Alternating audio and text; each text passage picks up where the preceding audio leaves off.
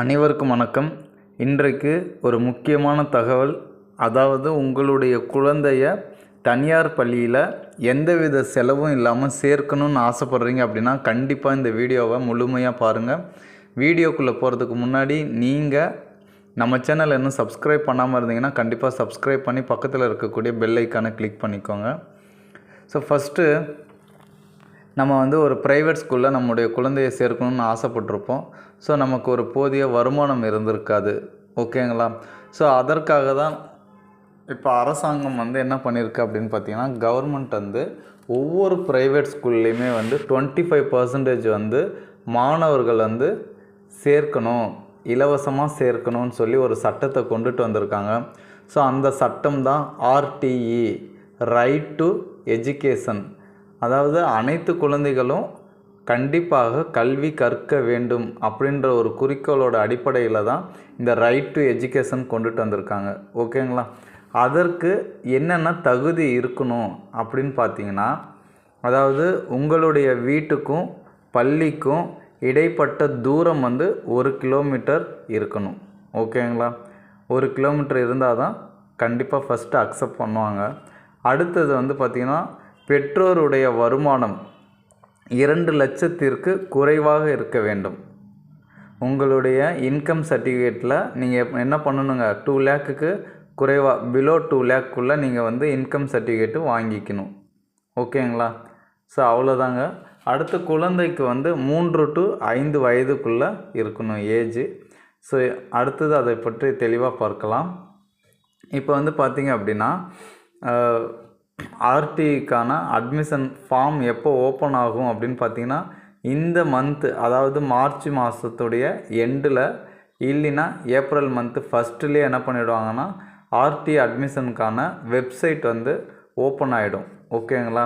So அதற்கு என்னென்னலாம் தேவை, நம்ம என்னென்ன ரெடி பண்ணணும் அப்படின்னு பார்த்தீங்கன்னா, குழந்தையுடைய ஃபோட்டோ, புகைப்படம் ரெடி பண்ணணும், குழந்தையுடைய பர்த் சர்டிஃபிகேட்டு, ஆதார் கார்டு, அடுத்தது பெற்றோருடைய கம்யூனிட்டி சர்டிஃபிகேட்டு, இன்கம் சர்டிஃபிகேட்டு.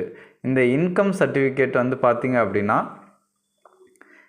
2 லேக்குள்ளே தான் இருக்கிற மாதிரி வாங்கியிருக்கணும். ஓகேங்களா?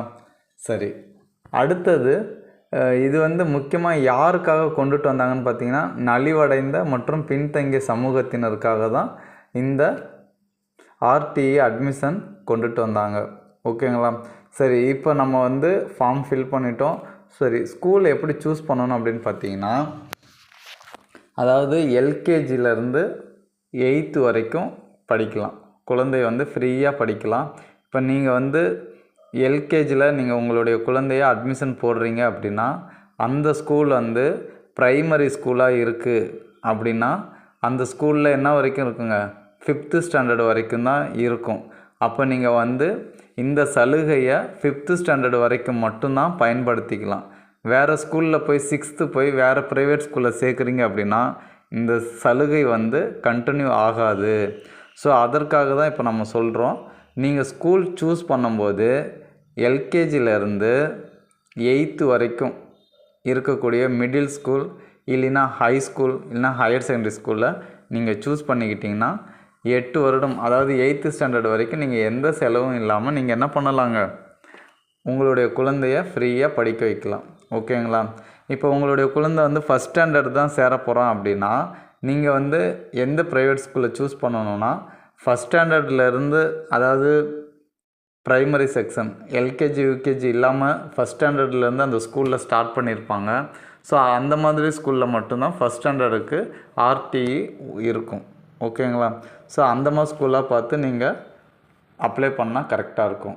அடுத்தது ஸ்கூல் சூஸ் பண்ணும்போது ஒரு 2-3 ஸ்கூல் சூஸ் பண்ணுங்கள். சூஸ் பண்ணால் தான் ஃபஸ்ட்டு ஸ்கூல் நமக்கு கிடைக்கலனாலும் 2வது ஸ்கூல் இல்லைன்னா 3வது ஸ்கூலில் ஏதாவது ஒரு ஸ்கூலில் நம்மளை கால் பண்ணி கூப்பிட்றதுக்கு வாய்ப்புகள் அதிகமாக இருக்கும். ஓகேங்களா? சரி, அடுத்தது உங்களுக்கு வேறு ஏதாவது டவுட் இருக்குது அப்படின்னா கண்டிப்பாக கமெண்ட் பாக்ஸில் கமெண்ட் பண்ணுங்கள். All the best. Thanks for வாட்சிங். Now thank you to all.